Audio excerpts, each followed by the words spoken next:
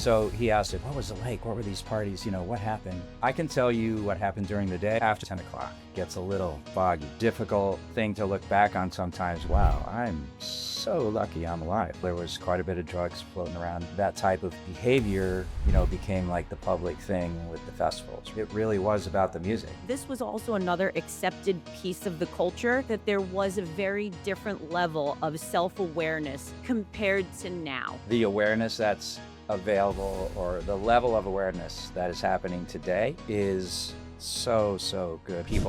They understand the severity of continuing this behavior, even if you're just like a once in a while drinker.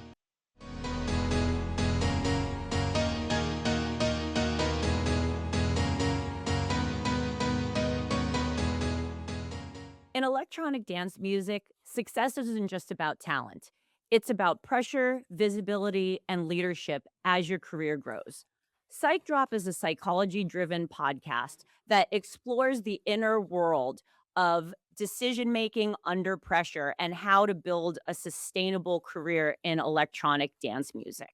So welcome to Psych Drop. I am Dr. Sunni Lampasso, a performance psychologist and executive coach, working with both DJs and industry leaders, navigating responsibility, pressure, growth, and high-stakes decisions.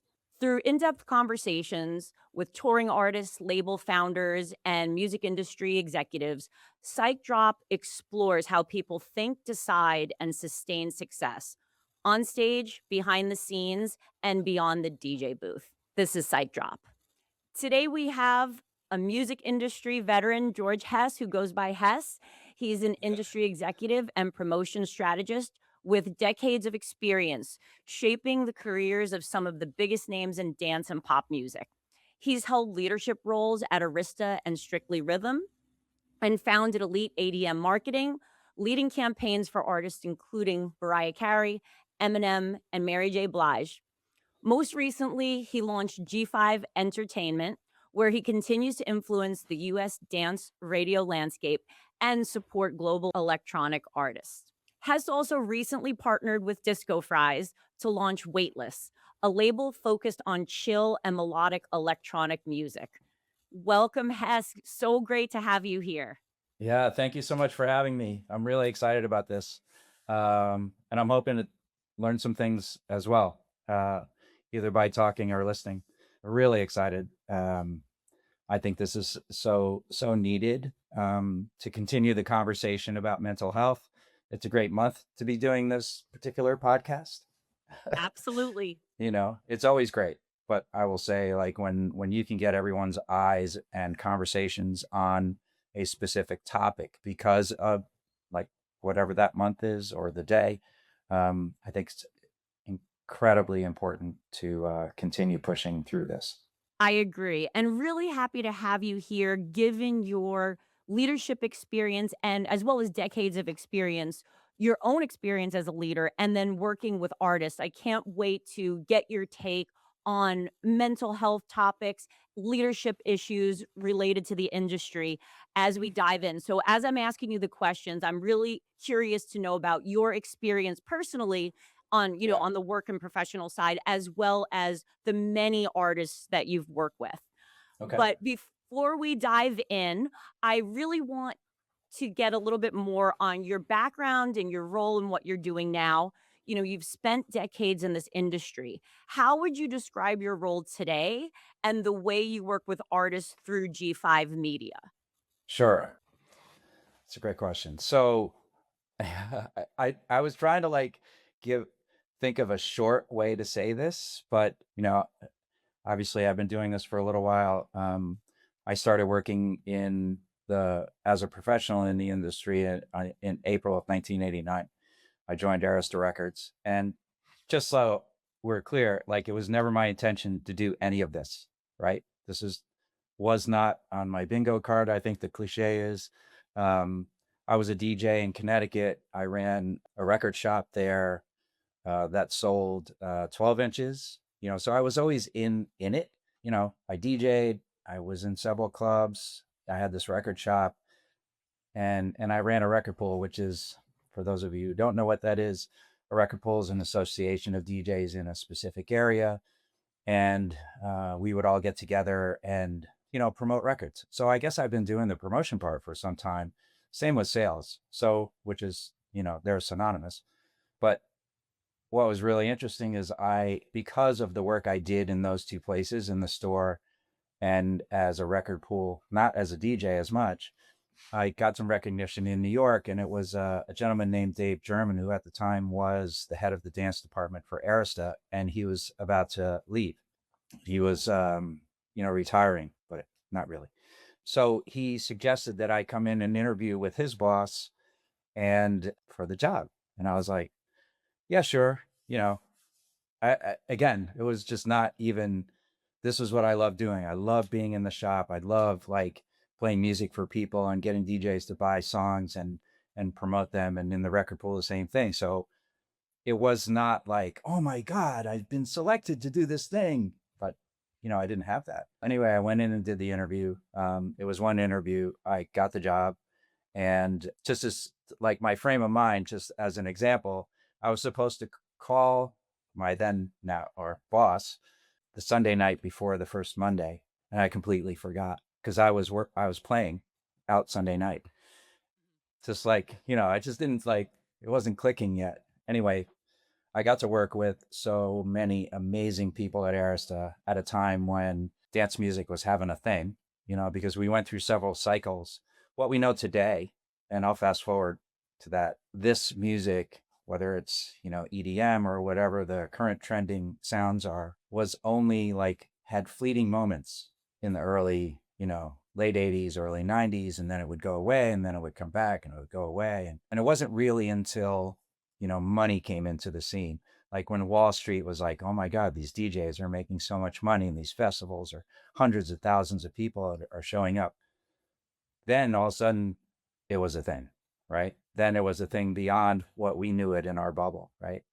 So I thought that was like really interesting. But getting to work with Clive Davis in my first 4 years in the industry was phenomenal. I learned so much from that gentleman, as many people have. And that was a great job. And I was there about 4 years. And then the dance scene was always like, it was a little portion of what Arista did. And they were a giant company and really, doing big things, really big things. But this was our like little thing. And I thought it was bigger than it actually was. So I left for a little while and I worked for some independent labels. And then I started to do independent promotion on my own through the late 90s. And I just continued to grind at that. And I worked with Elite ADM, a couple of people there. We ended up having like 8 employees. And during that time, like dance was a thing, then it wasn't a thing. So we had to like, navigate through that. So some of the artists you mentioned, like Mary J and Maya and Eminem and 50 Cent, like that was we had to like pivot there for a minute because, we were talking to some of the same people with the music that we had, but it was like a whole new thing, but we had to like stay in business. So we ended up like really doing really well there. We had some really great employees. And then dance sort of came back, and then there was Eiffel 65 and Barbie Girl and some of the things like that exploded our format again into the pop world. It was fleeting because those were more novelty kind of records, but it did get to the public beyond our dance bubble. And then when I first started, I met Mark Finkelstein, who owned and ran. He actually started his Strictly Rhythm the same month and year that I started at Arista. And I got introduced to him through a mutual friend, and he was a fascinating gentleman. Still today, as I stay in touch with him. And so after I started to go independent, I worked with Mark for a little while and then went back to independent life. And then through that, I met Michael Piron, who is the CEO of Armada Music. And that was maybe 17 years ago, give or take. He had started a label, a joint venture with some people here in the States, and that was called Napith. And they had Tim Berg, they had a few other artists, and I was able to raise the visibility of some of those things. And obviously, Tim being who he is, I mean, that was a massive record. So things started to really click. And Michael wanted to get more into the US, so I started to work with him a little more exclusively. But I still kept my hands in with the majors here and working so many. I mean, when I go through the list every once in a while, like at the end of the year, when everyone's doing their their recall for the whole year and they're doing like these are the best things of 25, I go back a little bit further and I start to look at some of my history. But today, I'm so blessed to work with so many great artists: Loud Luxury, James Hype, Armin van Buuren, Kygo, and a lot of new artists like Will Sass, where I'm able to like break through that little bit of a glass ceiling for a young artist who's just coming in, but has really great music. So that's kind of um, the somewhat long version of my beginnings. But I mean, I love this so much. I've been doing it now since '89, so it's been a minute. Um, but I just don't see me stopping. It's like retirement's not really in the cards at this point. Well, it sounds like it really all grew out of what you love. And from there, that led to meeting different people, different opportunities coming based off of relationships. And why would you stop when you're doing what you love? I Mm. mean, Yeah, what's that cliche? It's if you love it, it's not a job, right? That right, whole right. thing. If you love what you do, you'll never work a day in your life. That's it right there. Yes. So tell us briefly about G5 Media and and how you work with artists there. Sure. So our primary goal is to raise the awareness of an artist, and we do that by working sort of one release at a time, right? So we don't just work the hits for them. We do those, but if it's someone like Armin, we're continuing this high level of performance with his music each release and getting it out to as many radio stations as we can and getting it on the air, and also working with some of the streaming platforms. And really just, our job is we're a conduit trying to get to the platform or the radio station's listening base, and just have them really get into a song and hopefully it clicks and locks in with them, and then go to a next single and to a next single and just constantly do a little bit more, widen the base a little bit. Sometimes those things make it onto pop radio. We've had that success. I have personally with Loud Luxury and Armin van Buuren, where records have crossed over and been in the top 20 of the pop world, which is a really, really difficult place to shine when you're like the stepchild format, if you will, right? So contextually, there are 100 and I think 90 pop stations in our universe here in the States, and there's 16 dance stations. So just as a contrast of how difficult it is, when you look at like who's at the Taylor Swift and so on and so on and so on, and all these artists are getting 20,000 spins a week through 198 stations, and a dance artist who's crossing over who has some notoriety, like obviously Guetta has, he's an anomaly, really. He's not, there's not even a category for him anymore. And Armin and Loud Luxury and Tiesto and the like, that's our job, is to get things to a place where they can expand from their original potential. Wow, I think that is so needed because artists really need help with this. So it's great that you've started your own venture in doing that. And I do want to talk more about this. I mean, you have so much experience with so many different artists, right? So many in the dance community, especially currently. And I'm just wondering, over the years, over these decades, how has your view of mental health changed and how have you seen that affect artists? Yeah. If you can imagine the 90s, they are often by description this really super crazy party period, right? The entire decade. And, we'll probably discuss this a little bit later when we talk about my sobriety, but much of my 90s was spent doing things I wouldn't consider doing today. And, but it was considered normal, right? So it was just like, hey, that's what we're doing. This is what everyone's doing. That's what we're doing. And there was I would say, a pretty high level of unawareness, that this is maybe not long-term sustainable or not even good, through half a decade, let alone the entire decade. I did an interview one time with Tommy Sunshine, and he was doing a documentary on the Winter Music Conference during the 90s. And so he asked if he could, sit down and chat because I had been to so many Winter Music Conferences. I think I started at number two. Um, Wow. so he was like, "So what was it like? What were these parties? What happened?" And, I had to be like super honest with him. I was like, "I can tell you what happened during the day, and I can tell you what happened up to 10 o'clock p.m. I don't, after that, it gets a little, foggy what happened from 10 to whenever I got back to what hotel I was staying in. And I mean, that was a sign of the times, at least for me. I can only speak on my behalf, but it was a difficult thing to look back on sometimes and just go, wow, I'm so lucky I'm alive, to be truthful, because a lot of stuff was happening. There was, alcohol, there was quite a bit of drugs floating around then. And that that type of behavior, became like the public thing with the festivals, right? It's like, the rave scene is just all about drugs and this and that. And it wasn't entirely, it really wasn't. Not everyone was doing that. It really was about the music. But I think you bring up one really important point here. Like you said, in the 90s versus now, this was what people were doing. Not like you Yeah. said, not all people. It was about the Yeah. music, but this was also another accepted piece of the culture.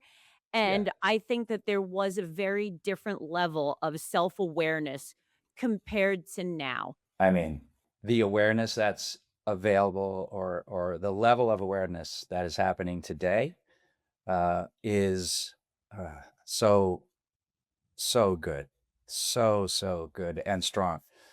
I think where we are today is like they understand the severity of like continuing this behavior.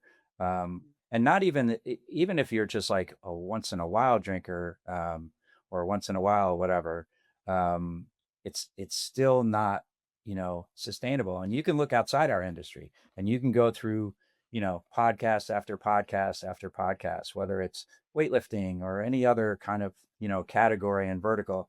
You can see the conversation around abstaining from anything that goes against what your ultimate goals are, or if you've discovered your purpose, what your purpose is, right? Because that's just going to chip away. That's just a distraction, a daily distraction, of achieving your best potential.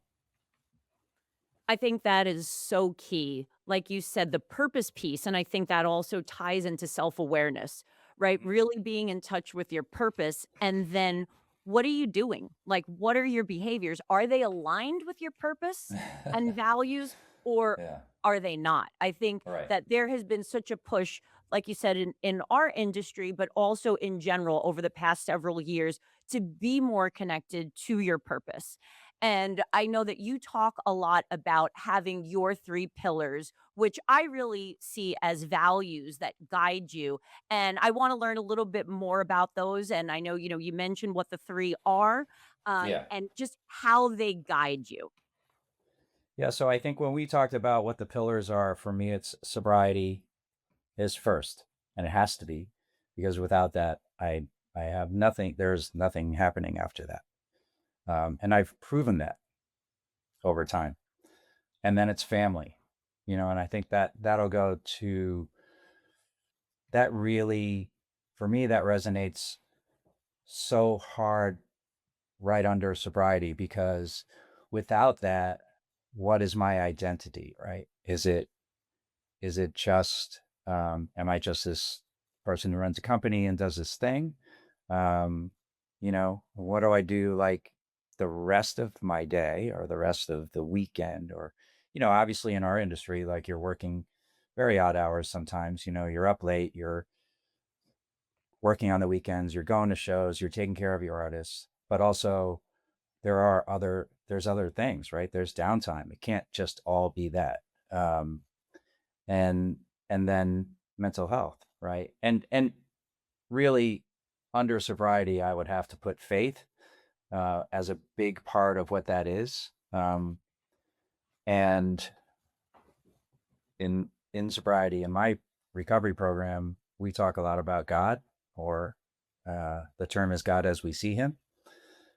So whatever you name that entity, the idea is to be mindful and to understand and believe in a power greater than yourself, right? So as an unsober person, I only believed in what I thought I was achieving everything. It was me, it was my talent, it was me, me, me, me, me. And that got me to certain places, but then, there's a cap on that. There's a hard cap on that. And until I became sober and understood um, that process, and then a power greater than myself, I was, would never have grown the company or myself to where I am today, right? And I think, and mental health is a big part of, those three. The first two things together is my mental health, right? So that's where I root myself in those first two, and then the mental health part for me is really like the work, right? The care that I give to myself, the work I do, whether it's recovery, um, taking my kids to martial arts, those are all so deeply entwined with each other that it allows my purpose to present itself. Absolutely. I appreciate you sharing this with us, and I think it ties into what I talk a lot about in my book, which is self-awareness as the key to building a sustainable career. And that self-awareness ties deeply into values, or as you call them, pillars. And it sounds like with your pillars, you answered the question that I ask myself, and I also ask the artists I work with. And that is, who and what is important to you, right? Correct. That is the biggest question that you need to answer and keep revisiting, keep staying in touch with. And then once you have that, like you said, once you have those pillars, what are you doing to act toward them? Right? Like what behaviors are you engaging in? What work are you doing? And I think the who and what is important has to be so much more than just who you are in the industry. Oh, absolutely. Absolutely. And just how I got to like the term pillars for me um came from first um you know understanding the work, right? So, I think you because if you just ask somebody who's like, what's your purpose? How I mean, there are people that can answer that question as you know as a teenager, as maybe younger than that. They have that answer. They have that ability to cut through everything else that's happening around them. And this is what I want to do, this is what I want to achieve, and that eventually is the purpose, right, of what they want to do. And if the intentions are there, you can get there, right? But to just ask that question at the beginning so that you have like a light or a place that you want to go, I had to start with goals. Like, what are my goals? And from there, I filtered all my goals down to these three pillars, because if I didn't, I needed a structure, right? So if I have a bunch of goals, that's great. I can achieve them or not, but they're like one after the other. You constantly have these goals. But when you narrow it down, for me anyway, to pillars, right? I have these three things. This one contains this is this, and that is that. And then from there, I can derive my steps, my little steps that I can take each day. And for sobriety and mental health, for me, it's like I get up in the morning. I'm gonna just say this. I have a conversation with God. I ask how I can be of service, and then I have prayers that I have that are really talk about how I want to be that day, how I'm going to get there, and then I have a period of meditation, not negotiable, by the way. That's got to happen, right? So if I have to get up a half an hour early or 45 minutes early, I do that. And my wife joins me for parts of that as well. So now I have my feet on the ground, and now almost anything that comes my way, I can um, walk through that, right? Because life happens, right? Just because you manifest in the morning, that doesn't mean, you know, pink clouds are going to be happening all day. That's just not how it works. Right. So there's the work part of that. Um, and because I can root myself in there, and it's not perfect, by the way, it's progress, not perfection, I think is the term. Um, but then I can also be there for my family. I can be there, you know, for martial arts. I can be there for soccer practice. I can be there for a game. I can be there for homework. You know, I can be there for my kids just wanting to play basketball in the driveway, you know, like that. Those are things I didn't understand that were possible for me when I wasn't sober. And my first three kids, I have five kids. So two have never seen me drink as of today. Um, you know, my oldest is Daniel, and he's, I won't say his age, but he's over 30. My daughter's over 30, and I have um, another son who's just about to turn that. So um, they have seen me in not the same stage I am today. Mhm. And I'm grateful we still are friends. Well, it sounds like they've seen the growth and the self-awareness over time. Yeah. Yeah. I'm very happy about that. Yeah. And two things that really stand out in what you just said are one piece is the mindfulness, right? Starting your day with the mindfulness, having a routine that's non negotiable that helps keep you grounded in the present. I think that's so key. And without self awareness, it's almost impossible to develop that. Sure. And I think, the not being sober can help us avoid the self-awareness thing, right? So Right. there's that piece. But the other piece that I think is so essential is that, you have these pillars, you looked at your goals, that helped you work with what exactly the pillars are.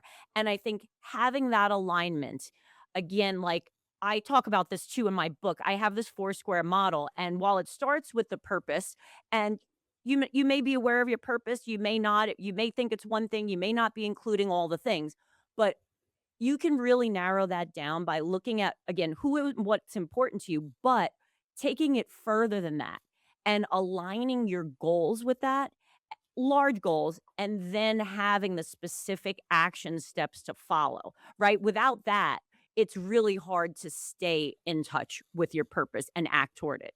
Sure. And I think you might agree that, you know, the body is, you know, I'm a big fitness guy, and I try to, you know, get in the gym every day, doing something. It doesn't always have to be perfect.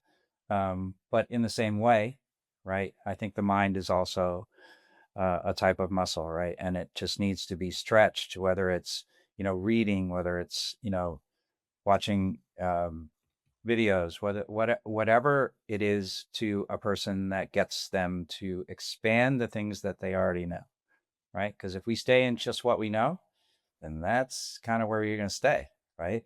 You know, that's it. That's that's the end of the road, I think. But so expanding, whether it's knowledge, whether it's self awareness, whether it's meditation, whether it's faith, you know, expanding each of those areas by default will get you to another level that you may not have thought you could be at. Absolutely. I agree. The really keeping learning, right? In all different areas, right? Whether that's professionally, personally, health-wise, mentally, or cognitively, I think it's really important that we keep learning and, growing as people because once you stop doing that, I think that's where people really get stuck, um, can backslide or can sort of go in the opposite direction of their goals. Yeah. You know, you get caught in that loop, and then it's just loopity loop loop. And then there's, you either break out of that, or you know, you go down the rabbit hole. Exactly. And, I think getting caught in that loop, a lot of things can go wrong. I think you are more at risk for burnout, right? And we know music industry professionals and specifically DJs, I mean, there's research that more than half experience anxiety or burnout. And that is a thing. That's a thing that we need to be aware of. It's super important to me. I think, I've had the experience of burnout. A lot of people I know have as well. And I think preventing it, being proactive about it is super important. And I'm wondering, from your personal experience and from the artists that you work with, what do you see as the top 3 mental health or emotional challenges that artists are experiencing today?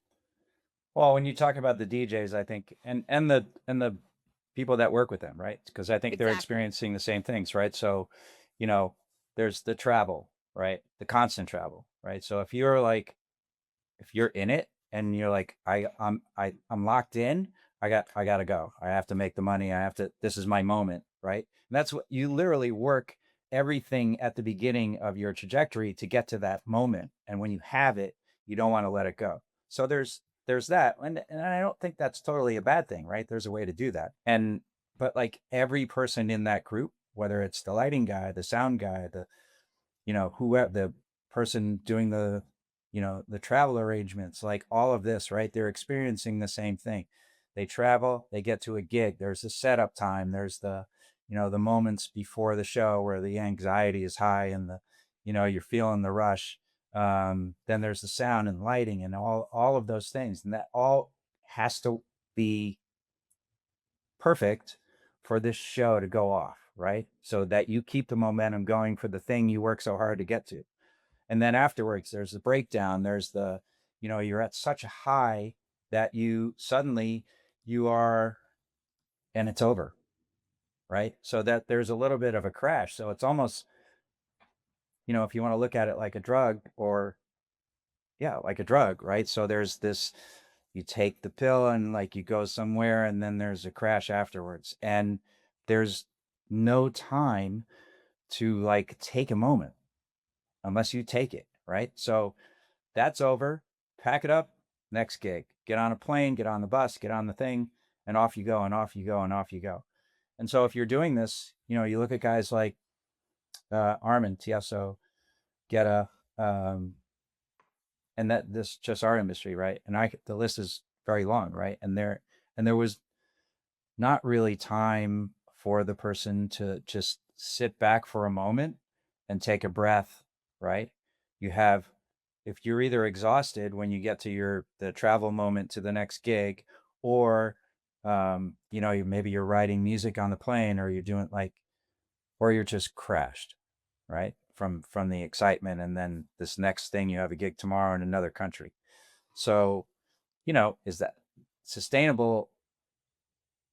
Is not available. Sustainability rather is not available at with a schedule like that, right? So um, I think the artists that you're seeing today, what they're doing, you can look at any Instagram of any of the people I just mentioned, and you can see them step back. These guys have families, that at some point they don't see as much as they want to, and that's got to like tug on you too as a parent.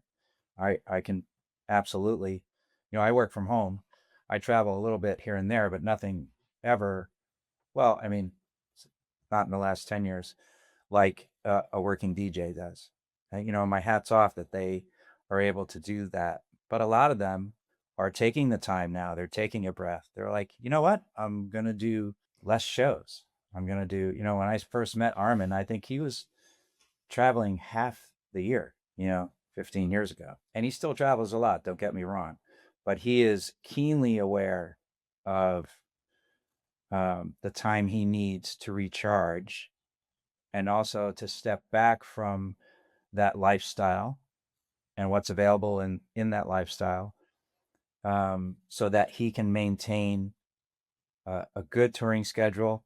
He loves to perform, and the people adore him, right? And those fans are like that for any of those artists I mentioned. And it's so important that they're doing this today. I mean, you look at Geta, you look at these guys, and they're like, I'm probably older than most of them, I think.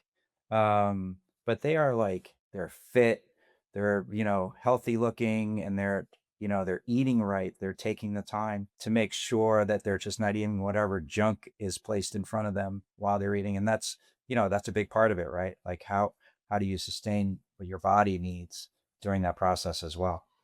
So I'm hearing the challenges. I think people are more aware of them now, right? Artists as well as crews, right? Because I think touring brings with it so many challenges, like a whole list. And Yeah. it's like not just the one thing, but it's the pressure, it's the anticipation, the highs and then the lows, the schedule, everything going according to plan when nothing goes according to plan, the Yeah. being away from your family, the balancing, taking care of your physical and mental, making time for that. I think there's so much that goes into it. And, I think there's so many things that I think in the past, maybe artists, like you said, have been go, go, go because there's that pressure when you are doing well, that pressure and feeling that you can't stop and you can't take a break. And I think that can get people really into a negative loop too. Absolutely. And I'll add another layer on there. Like when you have when you're at a level like that, you have a team of people that you're supporting with what you're doing, right? So there's a little bit of pressure there because you're running a business on top of it, right? Which by itself is crazy to run a business as an entrepreneur, and I think you know that. So 100%. there's like layer on layer on layer and layer of types of pressures, which by themselves are daunting. So right away, there's something where you need some self care and some time to just how do you think when you're always doing? Exactly. How do you think when you're always doing? How do you make decisions under pressure? How do you make decisions that affect an entire team? Right. Right? And I think now, so how do you do that then when you're doing things when you're not sober, right? And you maybe have a problem and you're overdoing it a little bit, right? So, and I keep like in the back of my head as I'm saying this, I just want to be clear. I'm not preaching abstinence. Mhm. If you're the kind of person that's able to have a couple and then not drink again for 9 months, hats off to you because that's not my experience for me, right? Because I think addiction is a disease and it's fatal, as we've experienced by losing so many artists in our industry. So yeah, I'm not preaching abstinence to anyone, but if you feel like you're going overboard more often than not, then it would probably be a good idea to seek some assistance. Absolutely. I really agree with that. I think that there's no way you can make the same decisions, the best decisions for you and for others when you're in a not sober moment, right? I think Yeah. your decision making is impaired. Just as it's impaired with, really lack of sleep. I think that Hmm. messes with your decisions as well, That's a and big one.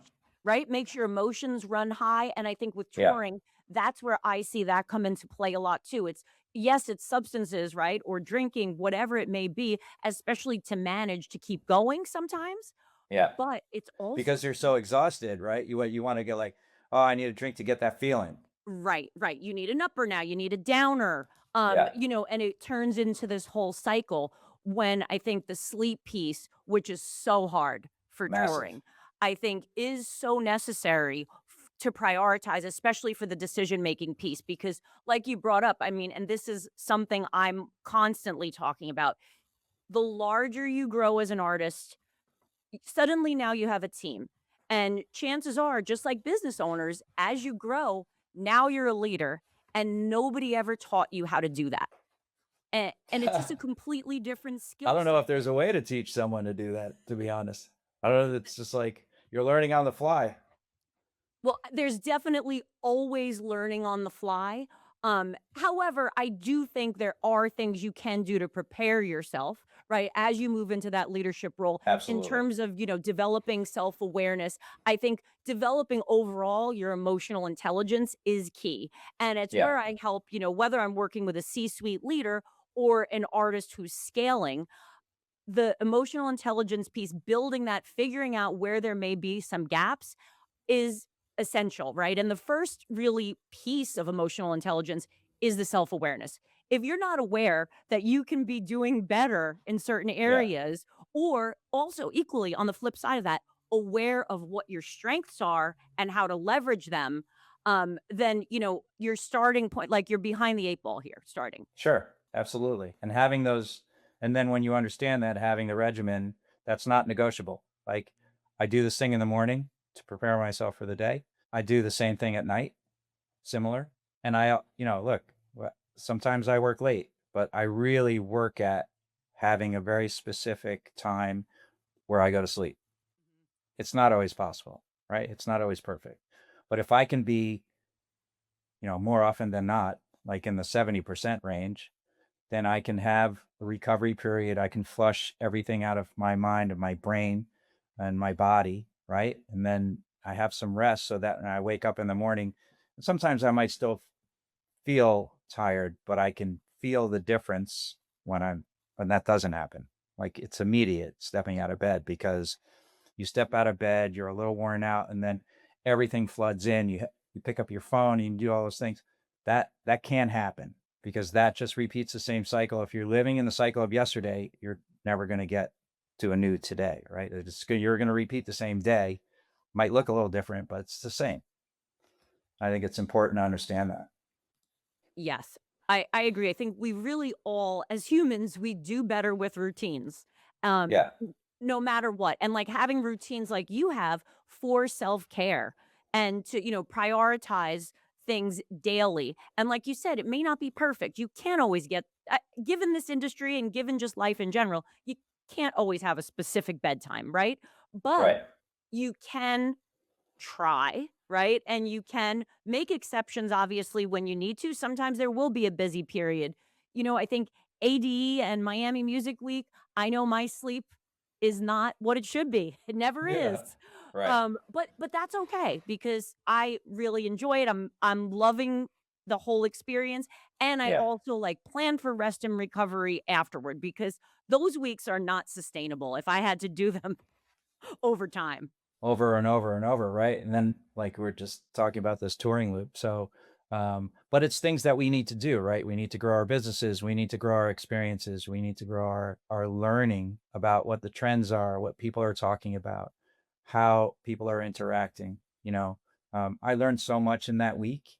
Um, but I also, in the same way, I have those non-negotiable habits that I have to place in certain spots. And it might mean I don't go out to Factory Town at 3. And I have the advantage because I've done this for so long that um, that I can do that, right? So I could say that because I'm not a newbie. But sometimes I do go out at 3 to Factory Town, and I've Right. done that as well. So, but the good news is the most I'll be the next morning is tired, not missing. Very true. Yeah. Yeah. I think again, it really is too, even when you're at events like this, it's about who and what is important, right? And that doesn't change no matter what situation you're in. So you can always bring it back to that. And like you said, bring it back to the non negotiable things that help you stay grounded and in a good place. Yeah. And, I think the industry has shifted over time. I think there is this movement, right? Like you said, you're seeing it with all the artists now. You see their social media. We are moving toward a culture where mental health, physical health, just wellness in general is more of a thing. People are taking this seriously, people are doing it. However, some would argue, that we do have a really long way to go, and I wanna get your thoughts on that. Like, what is the industry doing well, and where could there be improvement? Oh, yeah. So there's a huge shift, and it's significant, right? And I can say that from where I stand because of my past, right? And because of what I experienced, 80s, 90s, 2000s. It's massive. And I have to be honest, for all the wrong reasons, which are COVID, there was a an awakening for DJs, right? Because suddenly there's no touring, not less, no touring, right? And now you're home, and now like years of this have just like crashed, right? And all your thinking and all your ideas and how to like maintain each day and each gig and how to get from place to place to place. that was such an accelerant of what I think is today's the results that we're having today in this shift, right?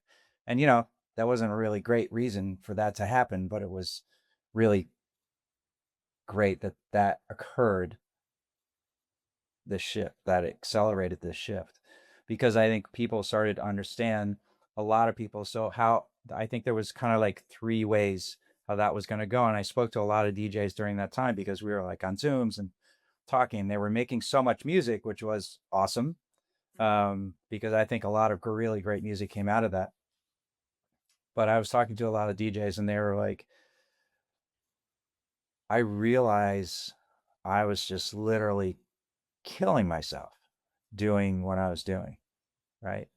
And whether substances were involved or not, the amount of time that they spent on the road and away from their families, the understanding of what was super important, because now they're sitting either back with their families for long periods of time or alone, right?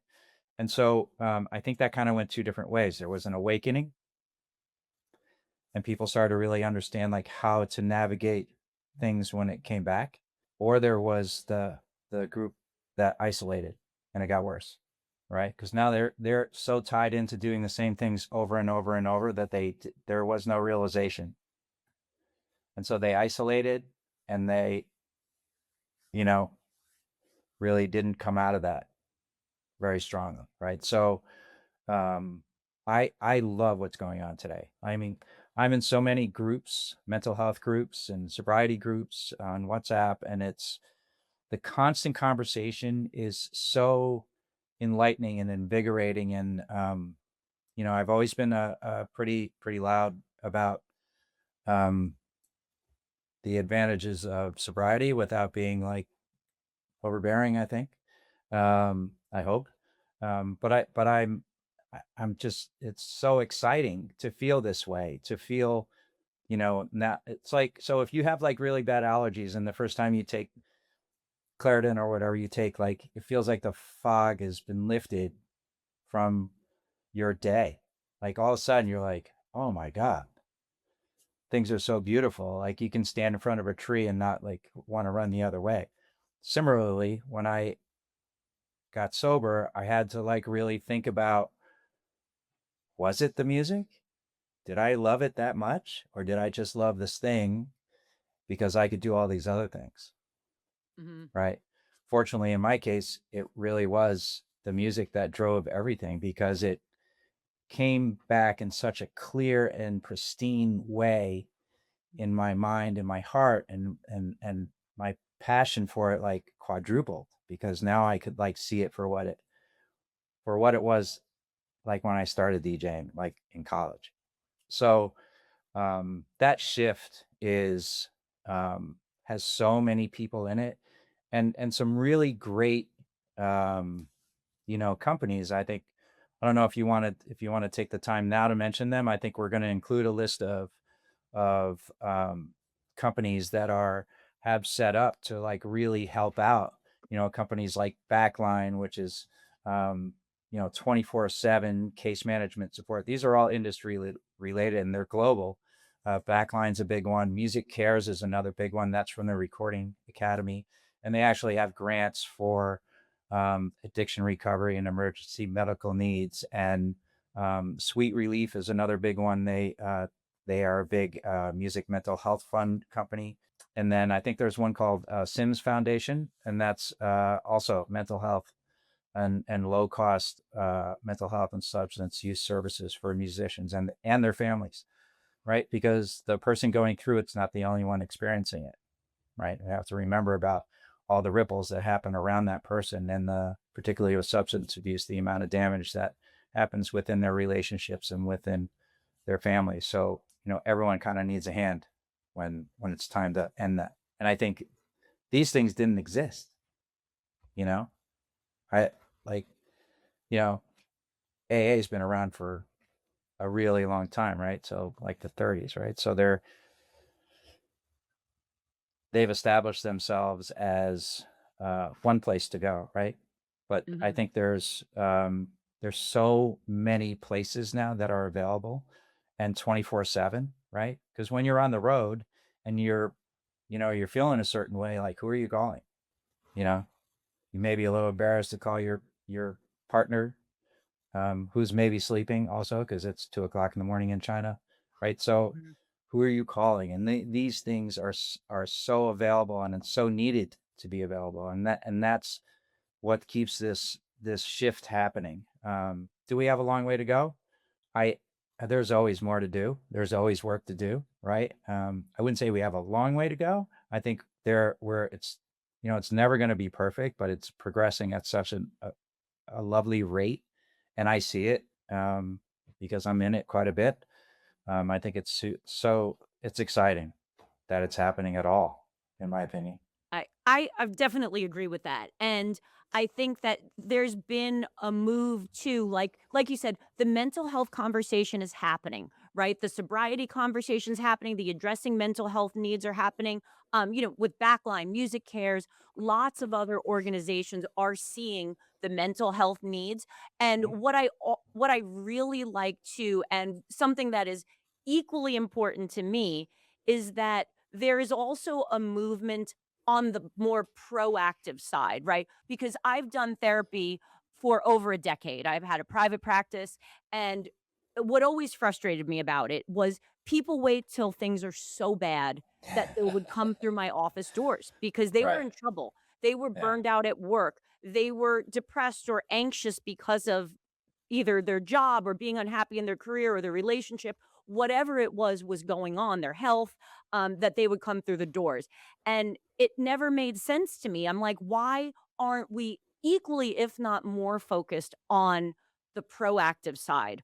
What are you doing to maintain your wellness? What are you doing, when you become a leader to develop your leadership skills? Because I think when we're not happy at work, right, when we can't manage our own issues at work and the people that we work with, Yeah. we're you can't be happy, right? So I think I'm Yeah. glad that there's more of a shift toward this equal focus on the proactive side, more of, the coaching side, and the leadership development side. And I think Backline is very aware of that. And that's why I work with them and Mhm. I really believe in what they do because they Yeah. are, they treat the reactive side, right? Like you said, there's support because a lot of stuff happens. There's crisis on tour a lot of times, right? Yeah. And they will help you get you set up with someone. But they also recognize that, as you grow in the industry, whatever your position, whether, a DJ artist or an executive starting off, moving up, the skills that got you here are not going to get you there. Nope. Right? Like, it's a whole different ballgame, and like you Yeah. said, a lot of times we're left just trying to figure stuff out and put out the fires and learn from them, which, Yeah. that works, but, there are a lot of things that we can do to, avoid a future burnout, or, to develop a high-performing team and lead in a way that works. That's well said. 100%. Mm. I think, if you look at it like you're driving a car and the air is going out of a tire, right? You're like, oh, I can fill that up now, but I need to get to this place. And then you get out of the car and you get out and you come back to the car and it's like a little bit lower, but you're like, but I still has air in it. So I'll get to the next place. I'll fill it up right after I run my errands, right? And then on the third errand, it's the rim is on the ground. And then you have to ask for help.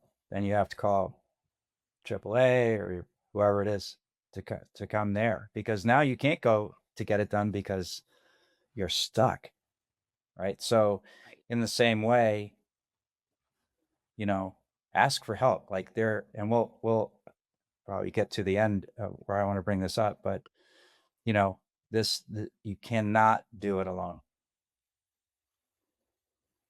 Can't. You can't. Nope. You can't. You need a lot of support. You need supportive people, you need mentors, people you can learn from. It sounds like that you've had, throughout the years as well that have really helped you. Yeah, I have. I've had a lot of people I work with and still work with that I look to and just like really, really so much appreciate. how the person they are, right?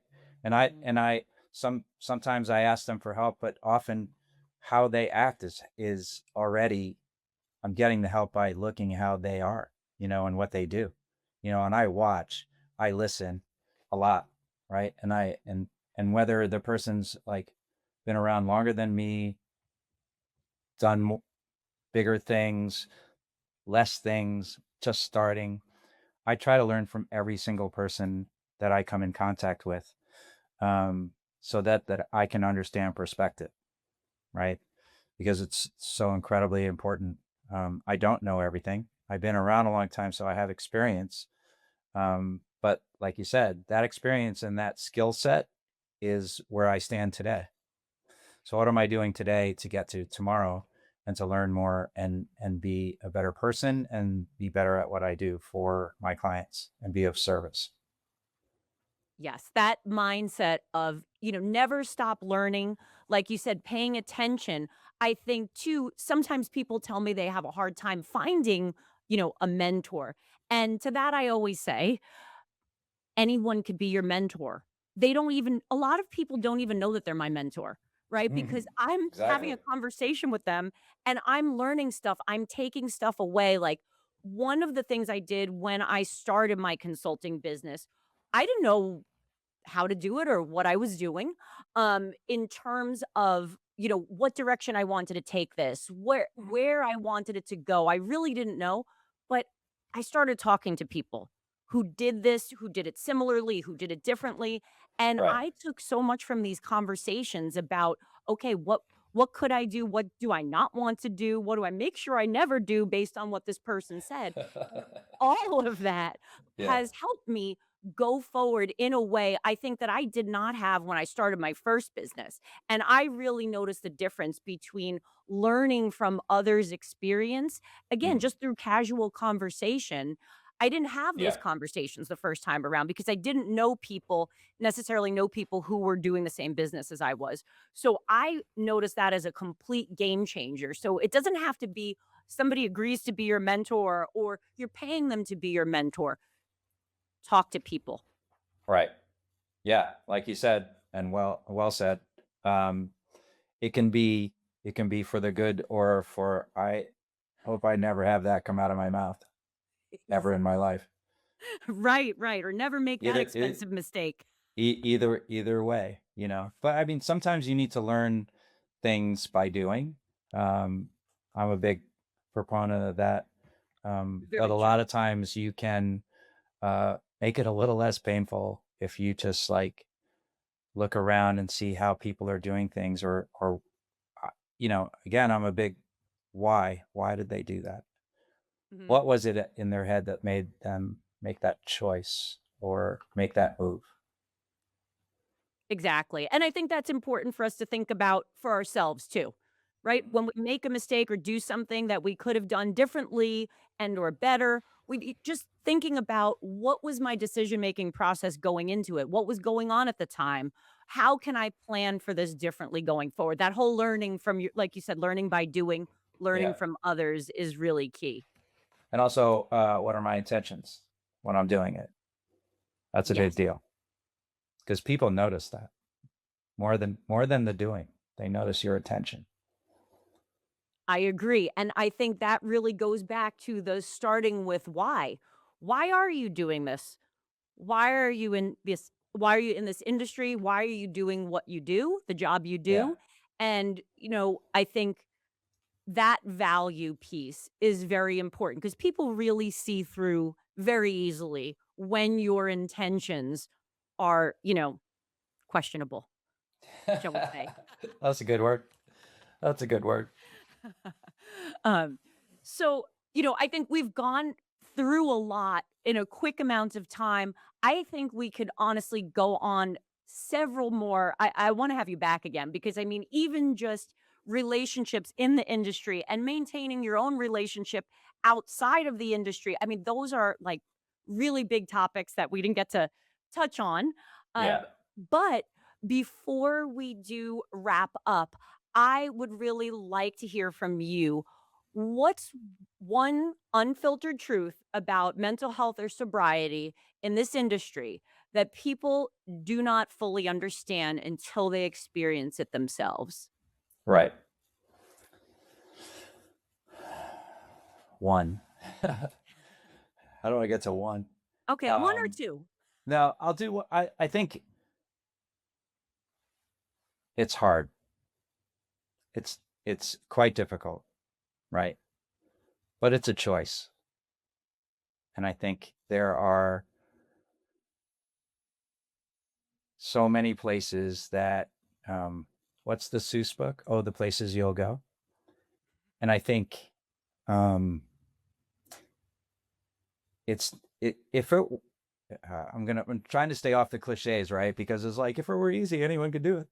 Um and and it, there are easy times and there are difficult times, but there's work in every single thing, right? So um a lot of the videos I watch are, you know I guess I put them in the self-help category. It's like, some Buddhist monks and Napoleon Hill videos, and they're enchanting, right? Because they're using a lot of um Napoleon Hill is obviously not alive, so a lot of that's AI driven. But there are some real nuggets in a lot of the studies that he did early on. And you know, the overnight success thing is, I hope at some point at this point, like people are to know that's a fallacy, right? There's not such a thing, right? There's no overnight success. Um, there are some that are faster, there are some that are slower, um, but overnight's not really the thing. And there's nothing, I don't think, where people didn't do work and really work at how they want to be, right? And so if you want something longevity and you don't want just like a lightning strike, right? So not winning lotto. But if you want something that's long term, I think how the kind of person you are is what people notice the most, right? They notice the work I do. I've been doing it for a long time and I'm still doing it. So that's noticeable when you're doing it like 37 years, right? So, but the kind of person, my stature accelerated double or more when I became sober. And this is just my experience, right? Because I was doing the work. I was doing the type of work that grew myself as a person, and my self-awareness is continuing to grow, right? It's never done. It's never There's no like, okay, I'm now self-aware, right? Um I don't float above my meditation pillow. None of those things happen. But I can now sit in a meditation for um often, longer than 30 minutes, where I started at 5, right? And that's work. Sit still for that whole time and not let things like smash your head that you have to do and the thing you didn't do yesterday. Um and I think just as part of doing the work, I just want to add like a sub piece of that is, when you make a mistake or you do something wrong and maybe you intended to or didn't intend to, right? So let that go. Or someone bothers you, or someone, you read an email and you get all fired up and red and you want to like smash everyone. Um, like, and it's so easy to say, oh, just let that go. But you do need to experience it. It was something they were feeling that you didn't understand, or you did something that they didn't appreciate. Great. But you don't have to suffer about that the rest of the day or the next day or the day after that. And then it turns into a resentment, right? For that person or that experience. So when you can let some of those things going, like I have this tattoo. I don't know if you can see it, but this one says let go and this one says let God, right? And I think for me, that's, I have to sit in that place. I have to sit there. And this is part of my work, to be able to do, to if I can't be of service if I'm not right myself. And all I want to do, my purpose is to be of service to my clients, to my family, to my friends, to anyone who wants to talk to me on DM, on Instagram. You can reach me at I am Hess. If you want to talk about music, about mental health, about sobriety, I'm pretty open about those things. So that's my unfiltered truth. I love that. There were so many nuggets in that, and a few that I'm pointing out are this is not easy. It's not easy to build a sustainable career in this industry. You have to do the work, and Yeah. it's ongoing. The work doesn't stop. No matter what, you've got to keep going. And, there is no overnight success. I always tell people, if you think Uh-oh. somebody's an overnight success, it's because you don't know the full story. It's just not. Yeah. Sorry, I lost you there for a little bit. Oh, okay. I said, Yeah. if you think someone's an overnight success, most likely you don't know the full story. Right. Right. Absolutely. And even if someone experiences, like you said, success rather quickly, there are going to be highs and lows no matter what. It's part of it. It's And just, yeah. you have to accept that piece, as well as not letting some of these things that won't matter, like you said, an email you got from someone that won't matter a year from now or 5 years from now. You have to not let that take you off of the path and keep you from pursuing your goals, and sort of lead it down a road where it turns into, anger, resentment, and other feelings that can then get in the way of your goals. And, I think, that being said, this is easier said than done. Yeah. Like, it's Yeah. it's work. Oh, it's solely work. But like I'll just end with, you're not alone, right? There's people like yourself, and thank you for your service. And there's a lot of people that are out there that are shining examples of how it's done, and how you can get there. And no one's perfect, right? But there are a lot of people who are working super hard at it, and I mean really working. Whether it's being honest in a group of people, like I'm in this one WhatsApp group, and we're incredibly honest, and people so appreciate it. And Mhm. sometimes you write it and you want to press go, and you're like, I don't know if I want people to know that. And at the end of the day, yes, I do. I want to be vulnerable. I want to be open. I want to say it out loud, so that if someone else is feeling the same way, they don't feel alone. And that's why I push send, so that I can get that off my chest, and then someone else can go, "Holy crap. Yesterday, same thing." That's it. Absolutely. You're not alone. And I appreciate you, Hess, for the way that you are willing to be vulnerable and have these conversations and help others and give back through your own experience, your experience with others. And I really just appreciate you being here. And it Yeah, thank means you. a lot to me. And especially, even further than that, your offer to talk with others, because I do think we need more of these conversations, right? This is the reason I started the podcast. We need more conversations about what all of the things it takes to sustain a career, to not burn out, to, keep going in an industry that is high pressure, high stress, constantly changing, constantly evolving. And it can be very lonely at times. And we need the reminder, like you said, that you're not alone in this. There are lots of resources that we'll provide at the end of the program, links to where you can get help, you can get support, lean on people in your life who are supportive, find your supporters, even if it's just that one person. It can Yeah, make all of the difference in helping you to keep going. absolutely. Yeah, thank you. So, thank you again for being here. And Yeah, of course.